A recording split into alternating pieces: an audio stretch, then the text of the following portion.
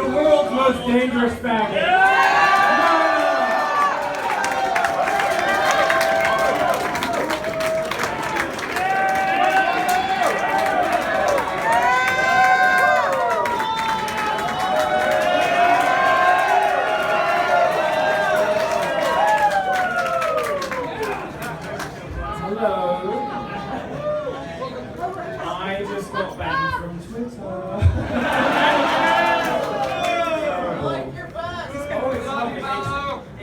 Functional and stylish. It's also fucking hot.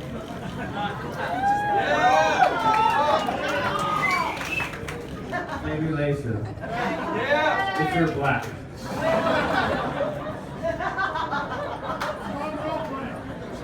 There's a war on.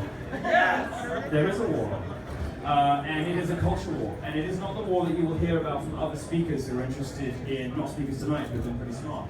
It's not speakers, not what you'll hear on the stage of the convention, and it is not what you'll read in the pages of most newspapers, and it is not what you'll see on television, because most journalists are dorks, and most journalists are idiots, and most journalists don't understand where the real battlegrounds are. The founder of the site that I work for now, Andrew Breitbart, understood instinctively that politics was downstream from culture. He understood that by the time you're talking about policy and free trade and all the rest of it, you've already lost the war. That's right. Because the war is fought in culture, the war is fought in academia, in the entertainment industry, and in news. These are institutions in America, supposedly the freest country in the world, that have been completely occupied by the political left. Now, for a while, that was okay for us. For a while, the left were the ones who had our backs. That is no longer the case. Traitors! They are. Indeed. Traitors to the gays. You've heard from Pamela Geller, who can speak with far more authority than I ever could about the risk from jihad and radical Islam, or let's just say it, Islam. Other people will have different views on that in the room, by the way, and that's perfectly respectable. That's perfectly okay. I take a harder line than some people in this room, that's all right. But what I want to talk to you very briefly about is the culture war, and having just got suspended from Twitter, they say permanently for getting in a fight with a black Ghostbuster. What a humiliating end to a wonderful run. I thought it could at least be getting into a fight with somebody serious, but no. It was the tertiary star of a fucking terrible feminist flop.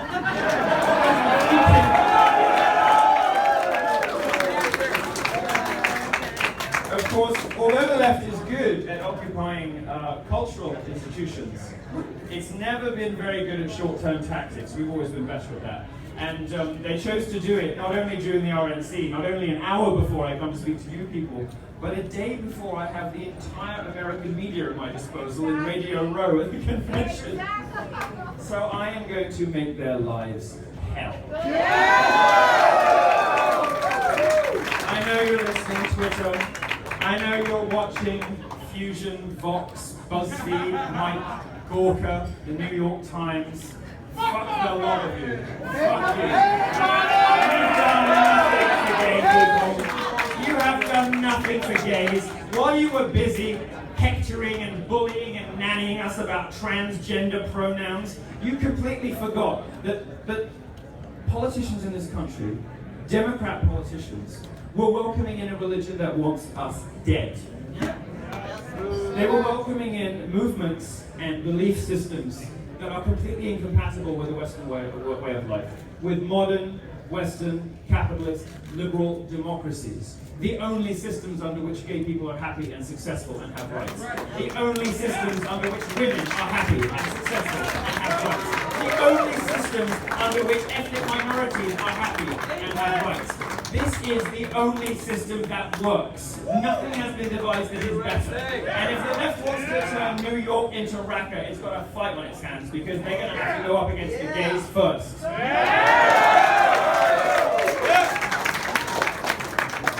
Now, the left thinks that it owns academia, the left thinks it owns the media, the left thinks it owns all of these things. So it's got a really nasty shock coming. Because I'm not the only person who is dedicated to the destruction of liberal media in this country. I am not the only person who recognizes that after a few decades of good work, these people have now thrown us under the bus. I'm not the only one who recognizes that a Republican candidate, that Donald Trump, is the most pro-gay candidate in American electoral history. Although I'm just a Brit with slightly over-bleached hair, folked out dress sense. Thank you. I have come here to speak to you. I've come here to give you a warning from Europe. In the countries I come from, the countries that Geert Wilders comes from, the countries that many of the speakers that you'll hear elsewhere come from Europe, we have seen what the results are of letting Western culture, that culture that protects us, that holds us precious, that keeps us safe. We have seen what the consequences of letting it go can be. Which is why, it's very kind of you, I like that I've got police in the back. Yes, if you're in the back talking, go fuck yourself, go out.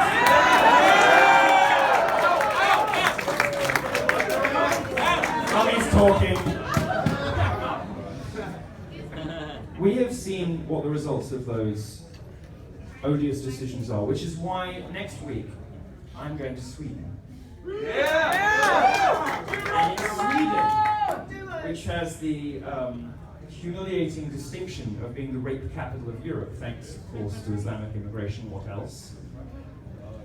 Where Islamic immigration isn't just hurting gays, as it did in Orlando, but it's hurting women more than anything else.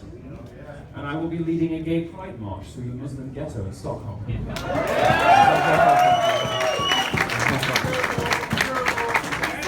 I'll be doing this because nobody else will. I'll be doing this because the liberal media has decided that other people rank higher than we do in their oppression pyramid. Bullshit! League tables of victimhood. Well, you know what, growing up gay wasn't that fucking bad, let's be honest. But I still don't see the reason why the left-wing press mollycoddles and panders to an ideology that wants me dead. I don't understand why brain-dead celebrities tweet out messages of hope and love and all you're so precious and basic. It's fantastic. This isn't going to save you when somebody has an AK-47 pointed at you. What will save you is having your own.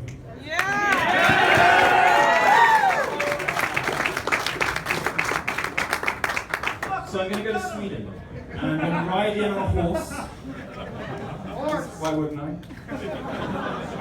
It's a Western country, I can do what I like. I'm going to ride on a horse. There'll be 20 people behind me in V formation with flags at my face. Now, I'm not a hugely conceited person, as you know, but my producer insisted.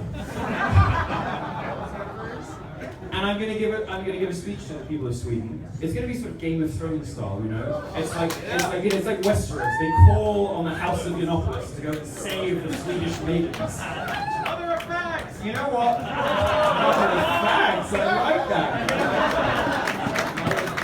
You know, I've got the hair already. Maybe I should. Well, I'm not taking dragons. I'm going to take micro pigs, and I'm going to let them loose.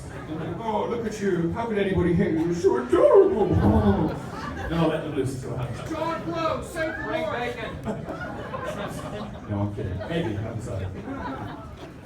The reason I'm doing this is that we all in this room, or at least, I mean, as a Catholic, I kind of believe in original sin, but I try to avoid it in politics. We all, I think if we're over the age of 25 perhaps, bear some responsibility for the bad situation we now find ourselves in, because we believed the left when they lied to us. We believed them when they said they had our back. We believed them when they said that Republicans were racist and sexist and misogynist and homophobic and transphobic. Are they? That was a lie. What they were instead trying to do is control you by calling you names. What they were trying to do is shut down your free speech like they just did with my Twitter account, and they will come for you too. Make no mistake about it. Do not be fooled. You are all next. If you're the wrong group with the wrong beliefs, the left will come for you, and the left includes Silicon Valley. What gay people have to understand, and I'll leave you with this because I may want to get back to drinking. Shut the fuck up! Yeah. Gay people bear some responsibility. It was us. It was we.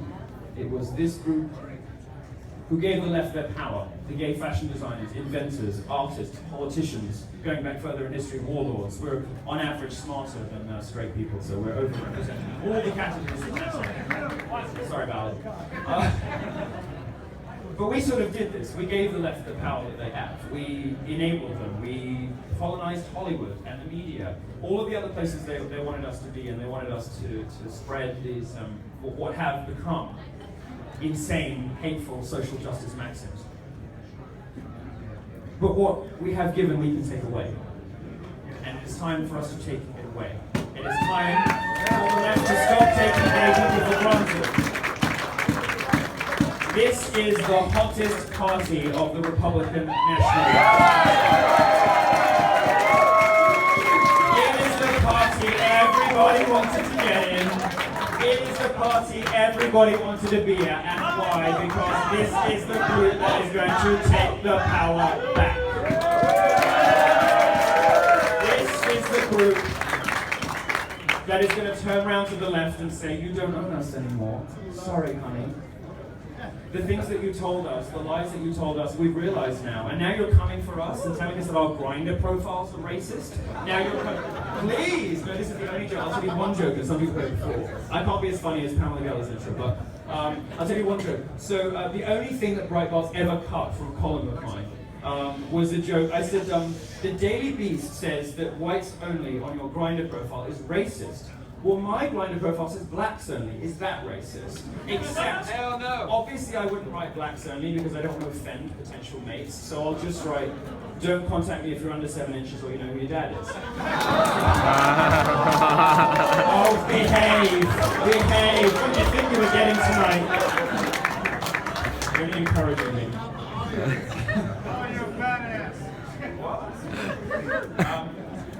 It is time for us to speak with one loud, clear voice and say no more. The left stranglehold on homosexuals is over.